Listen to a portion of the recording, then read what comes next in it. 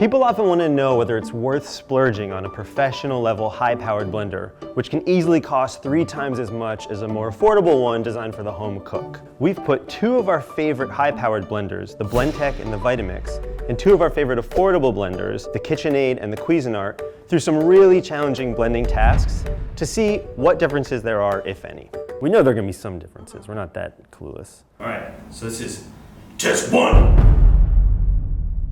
For our first test, we are going to try to grind wheat berries, whole wheat berries, into flour. This is not an easy thing to do, that's why mills exist.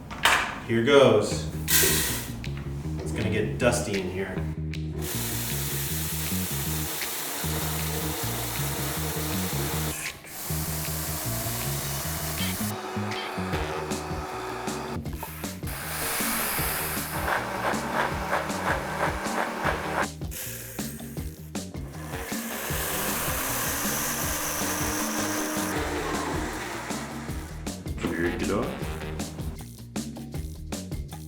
Our whole wheat flour is here. This is the Blendtec. It's pretty fine. I can feel some grittiness to it, but it's pretty fine. Vitamix, maybe a hair finer. The KitchenAid is definitely more grit to it. You might start to run into trouble here if you tried to bake with this. And then finally, the Cuisinart really left a lot of grip behind. You couldn't bake with that.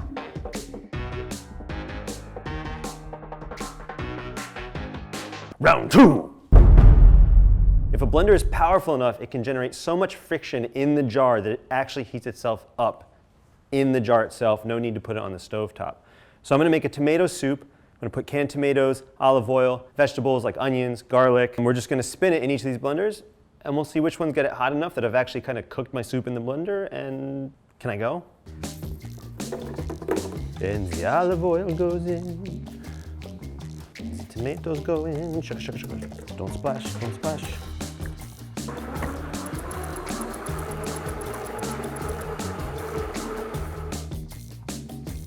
There's steam.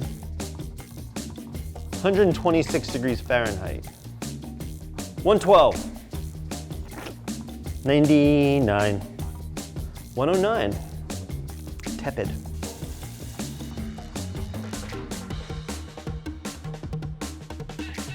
Round 3. A smoothie. We're just gonna do a basic smoothie with yogurt, strawberries, and then kale, because I think people do that, and the kale will be a really good visual indicator for how well things get mixed into the whole thing.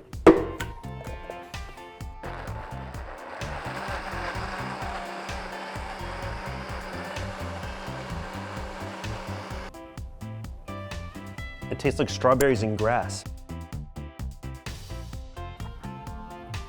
There's like a slight chalkiness from the yogurt and the kale, but it's pretty smooth.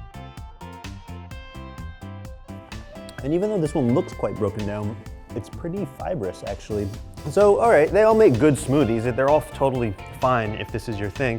But this really shows you how the high-powered blenders, it's subtle, but they just take at that extra bit of distance. And when you're making soups and sauces, it's this extra amount of breaking down all the components and the fibers, the vegetable fibers, to give you that like incredibly smooth, silky effect. Is it night and day?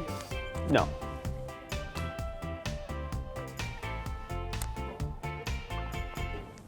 Test 4. In our 4th and final test, we are going to try to make peanut butter in our blenders simply by blending roasted peanuts. This one could be interesting. We'll see how the blenders make it and if any die.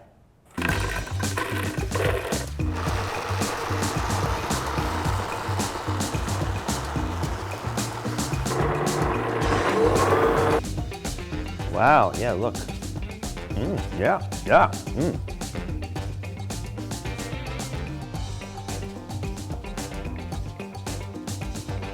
What we're seeing here is the Blendtec, it got a lot of the peanut butter really smooth, but it left some chunks behind it.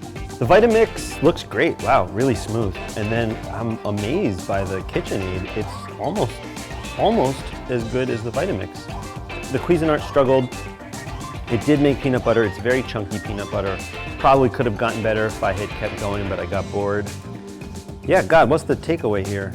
Yeah, you never know, I guess. The high-powered blenders are both good, but look at that $99 blender sneaking in.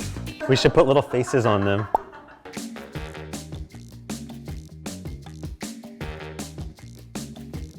All right, so what did we learn? Well, one thing that we learned is that the more affordable blenders, which were our two top picks from our review, are actually pretty decent machines. They kept pace very well with these high-powered blenders. You know, is a high-powered blender worth buying? You know, it's a tough call. They're more powerful, they give you more strength, and they give you that extra bit of elegance in a sauce or a soup. But then the other thing is, what's the lifetime of these machines? Like, if you keep using your more affordable blenders as hard as I use them in these tests, maybe they're gonna die sooner than one of the high-powered ones. But if you have a solid everyday blender, it's gonna work really well for you.